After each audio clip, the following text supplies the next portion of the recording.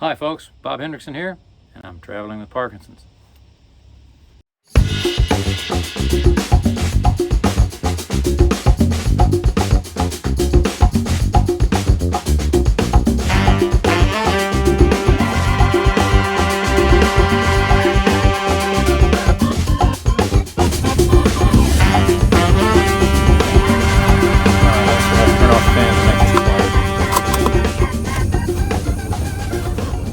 I know this is rough, and I know it's going to not be very... Well, I'll apologize right now for anything that isn't. We can't do a blog this week is the first thing. We've gotten so busy. Donna wanted to do... She offered to do a blog she's going to call A Day in the Life. A Day in the Life of me, I guess. And a lot of videos of me struggling and just stumbling around, but a lot of the videos of how we get around things.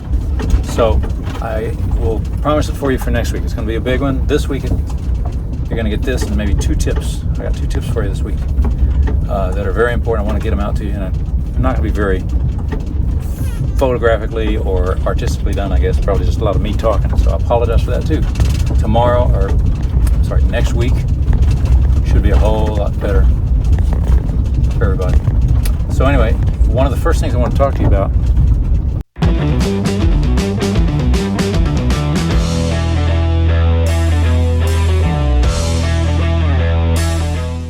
in the Air Force.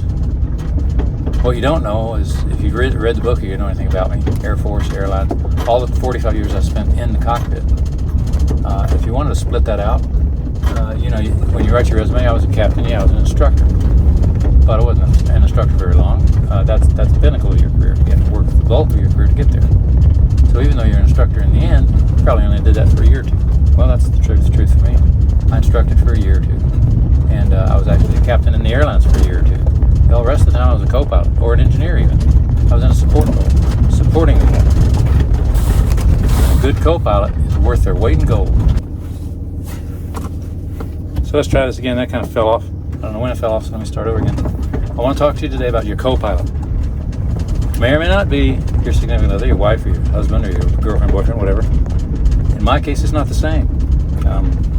I have a co-pilot. I don't have a significant other right now. I'm by myself. And I do want to respect her. I do want to give her what she needs because she's my co-pilot. Good Lord.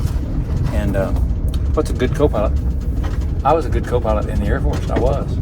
Probably more of a co-pilot than a captain or an instructor. Because a co-pilot anticipates the needs of the captain, anticipates the needs of the crew, and takes care of it. When the captain reaches over and says, "Co-pilot, I need a..." You hand him whatever it was.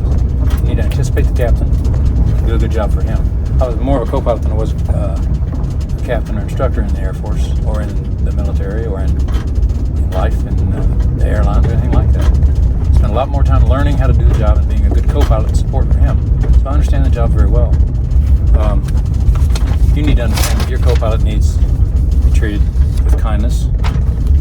You need to appreciate them, and not so much rely on them as be appreciative of what they do for you when they do it, because it's volunteer. This is a volunteer co-pilot. They don't get anything for it. When they say caregiver, they're giving. The operative word here is giving. They give it. And you need to unload them as best you can. You can run your caregiver to death. People have done it, and that's just not an expression necessarily. It's really true. You're not respectful of their time and what it takes for them to put their own life on hold to support you. If you're not respectful of that, you can run them to death. You can kill them. You can kill your caregiver. Believe me, plenty of people that do that task die before the people that they're doing it for. And very few caregivers outlive their target.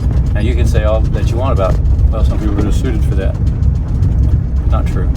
To me, you don't respect them and appreciate what they're doing for you, then you don't deserve anything.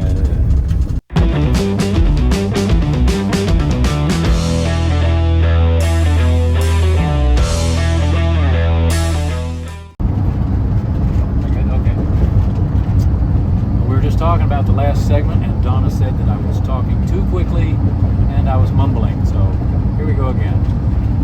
I was telling you, I think, that set the crew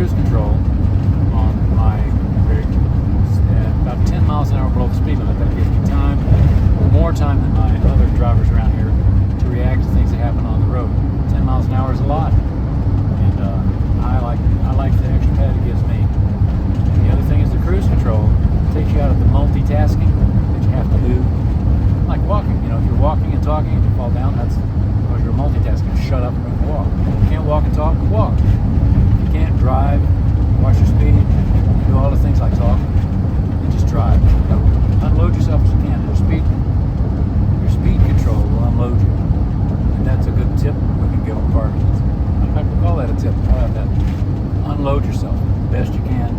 You know, make you a better driver. Let you pay attention to what's going on. Okay? That's all I really had to say. I hope I... Well, that's all for this week, folks. We'll see you next week on Traveling with Parkinson's. And until then, fair winds following seas, and may the warm sun be always on your face. Love you all. See you next time. Bye-bye.